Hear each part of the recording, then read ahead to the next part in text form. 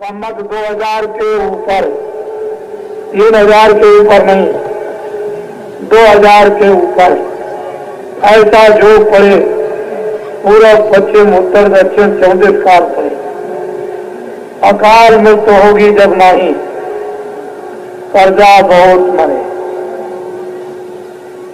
मुझे इससे कोई मतलब नहीं, मुझे तो महापुरुषों की सिद्ध और सत्य वाणी से मतलब है कि उन्होंने क्या कहा वो सत्य है या नहीं।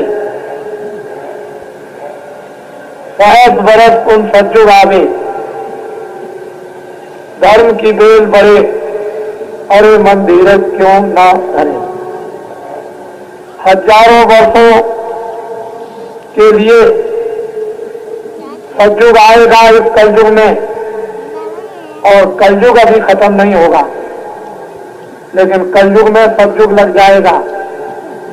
सोवरण फल पृथ्वी फूले, सुख की दशा फिरे, अरे मन धीरज क्यों न धरे। काल जाल से कोई बचेगा जो गुरु का ध्यान धरे। सूरदास यह हर की लीला तारो नाई करे। सूरदास ने 1000 बरस के लिए या 1500 बरस के लिए, संवत के लिए क्यों नहीं कहा। यही उन्होंने क्यों कह दिया कि संवत 2000 के ऊपर। उधर मुसलमान फकीरों की किताबों में लिखा हुआ है कि 14वीं सदी के अंत में इंसानों में कोहराम मचेगा, कोलाहल होगा, त्राय त्राय मचेगी। उसी समय पर खुदा का पैगाम लेकर एक फकीर जमीन पर उतरेगा, सारे इंसान जाति को खुदा का पैगाम सुनाएगा। उसमें ये कहीं नहीं लिखा है कि विशेष जाति को सुनाया जाएगा, इंसान जाति को। जो भी आदमी वो इंसान, जो भी इंसान वो आदमी, जो भी इंसान वो मनुष्य। वहां मनुष्य और इंसानों की बात की, किसी छोटे मोटे आंकड़े और समुदाय की बात नहीं। सारी इंसान जाति को खुदा का पैगाम सुनाएगा। रामायण कहती है जब जब हो धर्म की हानि, बाणे असुर महाअभिमानी, तब तब प्रभु धरत मनुज शरीरा। मनुष्य रूपी मकान में विशुद्ध पवित्र आत्माएं उसके हुक्म से भेजी जाएंगी और उनके द्वारा धर्म की स्थापना होगी। उधर ईसाइयों की किताबें कहती हैं कि मैं जमीन पर आऊंगा, मेरा इंतजार करो। जब तक नहीं आता हूं तब तक गरीबों की सेवा और उसकी प्रार्थना करते रहे। ऐसा मालूम होता है कि तीनों आचार्यों ने, तीनों देवताओं ने, तीनों अवतारी शक्तियों ने ये उन्होंने देखा, और साथ ही साथ सूरदास ने भी देखा और लोगों ने भी देखा। इतना समय तो मेरे पास नहीं है, तो जब उन्होंने देखा तो समय का पूरा आपको दृश्य सामने खींच करके रख दिया। अब ये ठीक है कि अपने पास में समय नहीं, बुद्धि नहीं कि हम आत्माओं के नजदीक बैठकर कुछ अच्छी बातों को दूर तक सोचें और समझें, विवेक और विचार करें। पर मैं आपको ये कहना चाहूंगा कि फकीर महात्माओं की बातें कभी मिथ्या नहीं होती। इस पर हम सब लोगों को, धरती के इंसान और आदमियों को ये तो धर्म क्षेत्र स्थल है, धर्म क्षेत्र भूमि है, और ये धर्म पुराण एक अड्डा है, और ऋषियों मुनियों का एक यहाँ जमघट हमेशा लगा रहता है।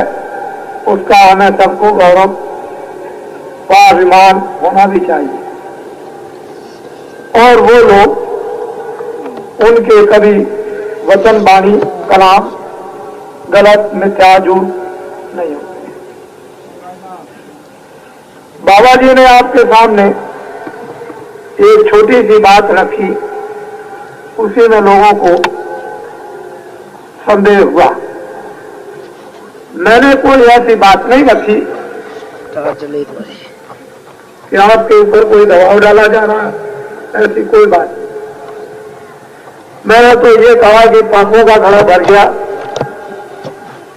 आप लोग इसका प्रयत्न करो कि पापों का घड़ा भरे नहीं। एक कंस ने बच्चे 7 मार दिए, उसके लिए कृष्ण भगवान को जन्म लेना पड़ा। ऋषियों का खून लिया गया, उसके लिए राम को जन्म लेना पड़ा। जब आपकी किताबें, जिनको हम सिर माथे रखते हैं और पूजते हैं, जब वो कहती हैं तो सतयुग बीत गया, त्रेता बीत गया, द्वापर बीत गए, कलयुग का काफी कई हजार का समय बीत गया, मुसलमान सम्राटों का समय चला गया, 700 वर्ष, अंग्रेजों का 150 साल। क्यों भाई, यही समय क्या ऐसा आया था? ये सब सृष्टि तो भगवान की है। उन्होंने तो किताबों के 2 शास्त्रों में लिखा है कि मैंने सबकी किस्मत और प्रारब्ध बनाई, तकदीर बनाई, उनके लिए सब सामान रखा, सबको विश्वास दिलाया जा रहा। ऋषि मुनि महात्मा किताबों से और अपना, तो जब सब कुछ उसने आपके पालन पोषण के लिए रख दिया, जन्म पत्री बनाकर, फिर उसने ये कहा कि मैं किसी को सोने नहीं देता हूं खाली पे, चाहे जीव जंतु हो, चाहे पंछी हो, चाहे कीड़ा हो, चाहे मनुष्य हो, सबको जब रात को सुलाता हूं तो उसके पेट में कुछ न कुछ डाल देता हूं।